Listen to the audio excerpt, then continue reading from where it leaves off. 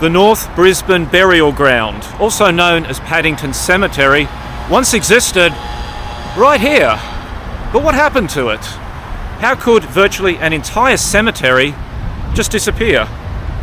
To answer that question, we begin our journey at Skew Street.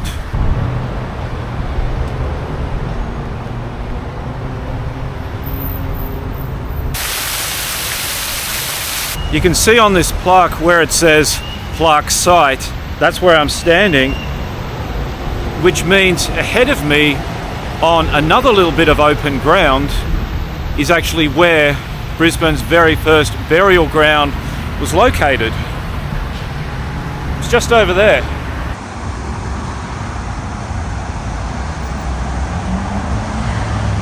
Over the years it has been reduced in size due to roads being put through here. The burial ground here was begun in 1825. That was when the Moreton Bay Penal Settlement was re-established down here from Redcliffe. The cemetery closed in 1843 because the North Brisbane Burial Ground had just opened. Interestingly, this plot of ground here does not appear to have a name. Apparently, up to 265 people were buried here. And from what I understand, there are still quite a few bodies buried down here. You would think that such an important place in Queensland's history would have some kind of memorial here, some information, apart from that little plaque that's just across the road at the E.E. McCormick place. Down here on North Quay, very noisy and busy North Quay, is the site of the second European burial ground here in Brisbane. This was founded in 1831 to hold the bodies of 3 very young children. The memorial that's here, though, says that this is the earliest known burial ground of our people in Queensland. I think it's pretty well established that the one further back up the road that I was just at is the oldest European burial ground. The children who were buried here are no longer here. Their remains were removed to the Toowong Cemetery. With the closing of the Moreton Bay Penal Settlement and the opening of Brisbane to free settlement, a new cemetery was needed, just somewhere not quite so close to the town. The North Brisbane Burial Ground was established in 1843. One of the reasons it was put here was because it was far enough away from the town, but still within walking distance for most people. The land here was originally a swamp, populated by ducks and herons. This area was known as the Tea Tree Flats, or simply as the area at the back of the jail. This refers to the Petrie Terrace jail that existed from 1860 to 1883. Hale Street, then the western limit of the town of Brisbane, was originally known as Boundary Street and then later as Cemetery Street.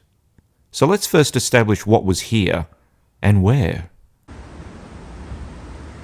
The North Brisbane Burial Ground was divided into different denominations, each denomination looking after its own plot. This area here on the north side of Caxton Street, this is the Neil McCrossan Park. This is where you had the Wesleyans, the Congregationalists, and just up behind me, under some houses up there, that's where you had the Baptists. Here at the intersection of Hale Street and Caxton Street, you would have had the Jewish portion, just here. And round about here, you would have had the Catholics. Right about this area, this is where the Presbyterians were buried. Sheriff Street is just over there, and Judge Street is just up that way. So, on this spot, just much further down, Presbyterians.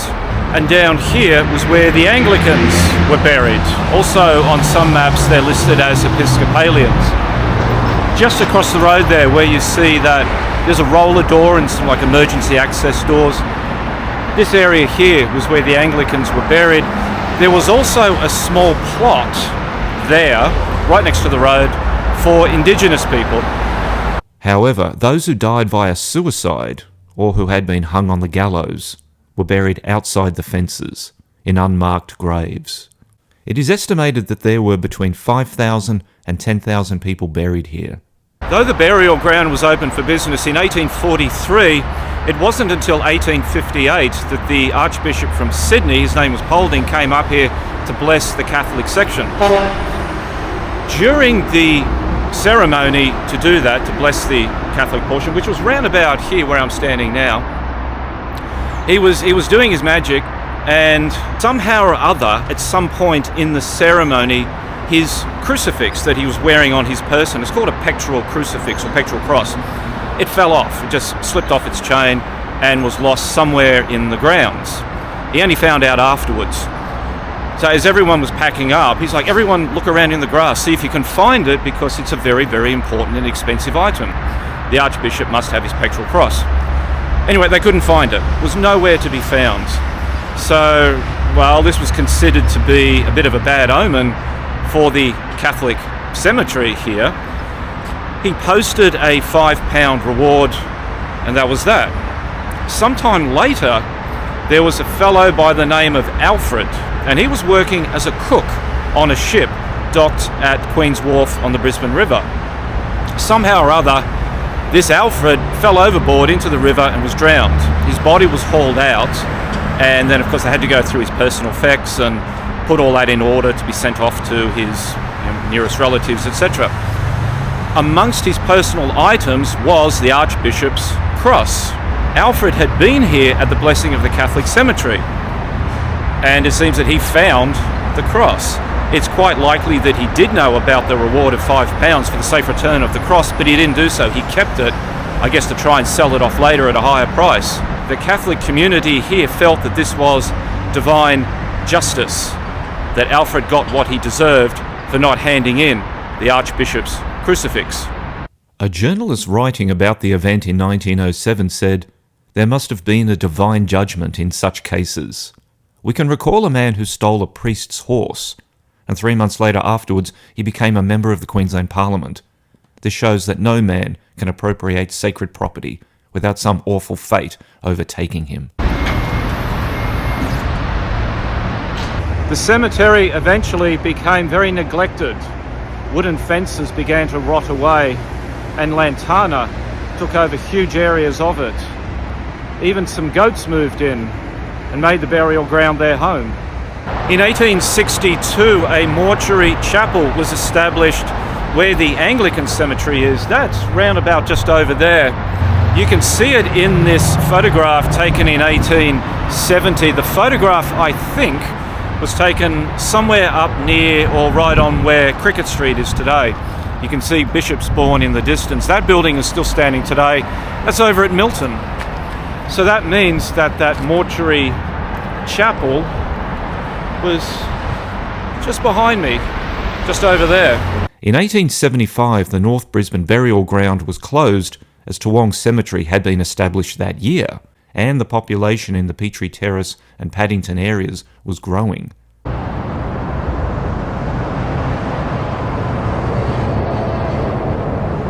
In 1876, an Anglican church, partly made of stone, was opened as a memorial to those buried in the recently closed cemetery. In fact, it was given the name the Memorial Church. The reason why it was put up here was because it was right next to the Anglican cemetery. So I'm just outside the church. There it is across the road, and I've got a photograph, a printout of the former church that used to be here, and I'm trying to figure out exactly where it was. This is the rectory just there. So that's that building there, and it's facing towards Hale Street, which is over there, which means the church would have been facing that way as well, because this current church faces out that way. You can see it there. So that means that this church is now facing south, whereas the old church, the one in this image, this is impossible to do on a windy day. So that means that the church in this image was facing east, where they normally do. Churches face to the east to get the rising sun on the Day of Judgment. That first church, though, was a bit crummy. Pretty soon after its construction, it needed some rather expensive foundational repairs. And then in 1890, much of the church was severely damaged in a storm. Well, that did it. Everyone got fed up with it and they knocked it down and set about building another one. But a church was still needed, plus a Sunday school hall. As the local congregation couldn't afford both, they settled on a large wooden hall that could also double as a church. That is the building you see here today. It was built by Danishman Lars Andersen in Esk, who had a sawmill. The wood was transported from Esk to Milton for construction, and it opened in 1891.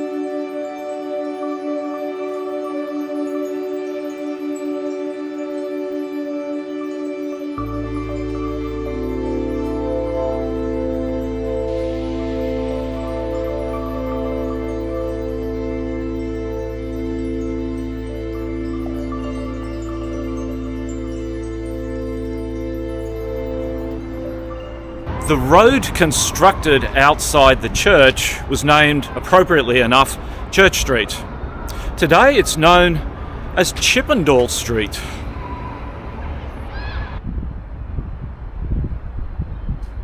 It was in 1911 that the then Ithaca Shire Council decided that they wanted to redevelop the burial ground area into a recreation reserve. The Queensland Parliament then enacted the Paddington Cemetery Act, which allowed for the removal of the tombstones here to other cemeteries, which meant that within 12 months, 4,643 graves could be moved to other sites.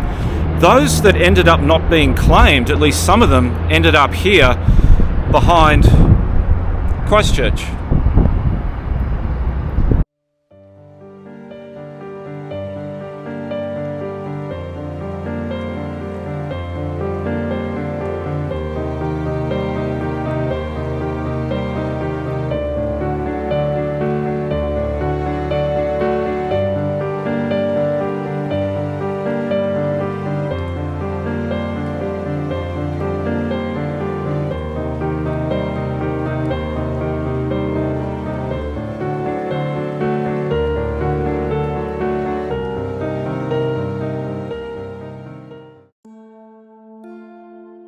Let us be your guide to the other side.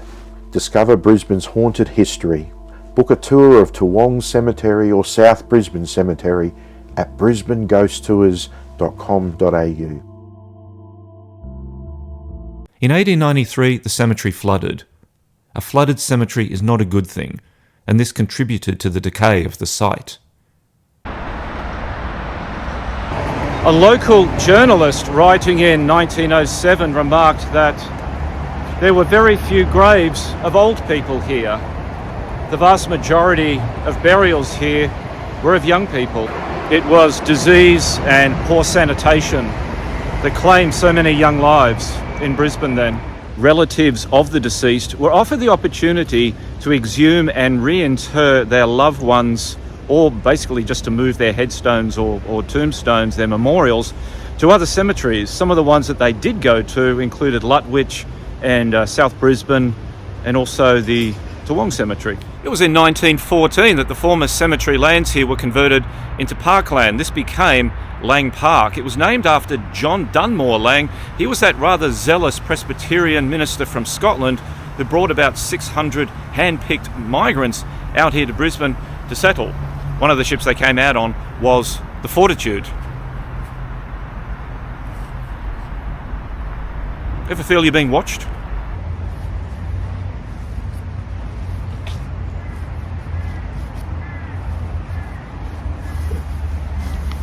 In 2001, during the redevelopment of Lang Park for the Suncorpstadium, more burials were found by archaeologists from the University of Queensland.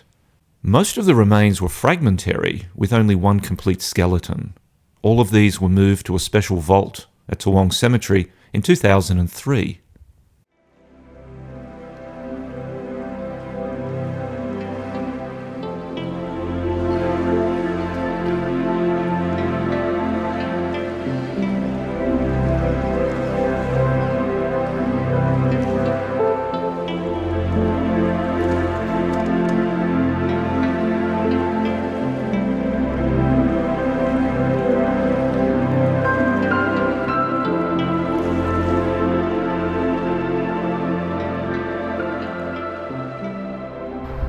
And here it is, the Paddington Memorial in Toowong Cemetery.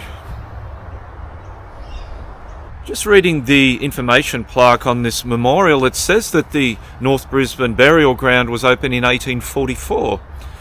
Other sources say it was open in 1843. So many unnamed remains here in this little memorial.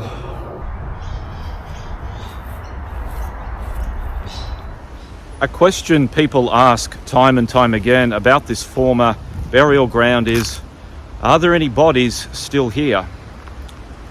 And I would wager that yes, there are probably quite a few bodies scattered about. For example, where I am now at the park just on the north side of Caxton Street, the swimming pool is over there and there's an off-the-leash area just over there. I'm pretty sure here where the Wesleyans and Congregationalists were buried, there might be a few of them still down here. This area was never developed the way Lang Park was. This area was off to the side, to the northern end of it. So where I'm walking right now, quite possibly, there's a few people still down here.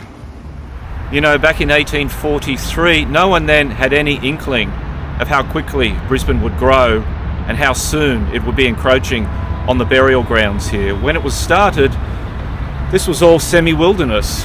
It really shows just how quickly things can change. Thank you very much for watching the documentary. I hope you enjoyed it. I learnt a lot researching this rather unknown part of Brisbane's history. If you like the documentary, please consider hitting that like and subscribe button. Every subscription really does help the channel. I'll see you again soon.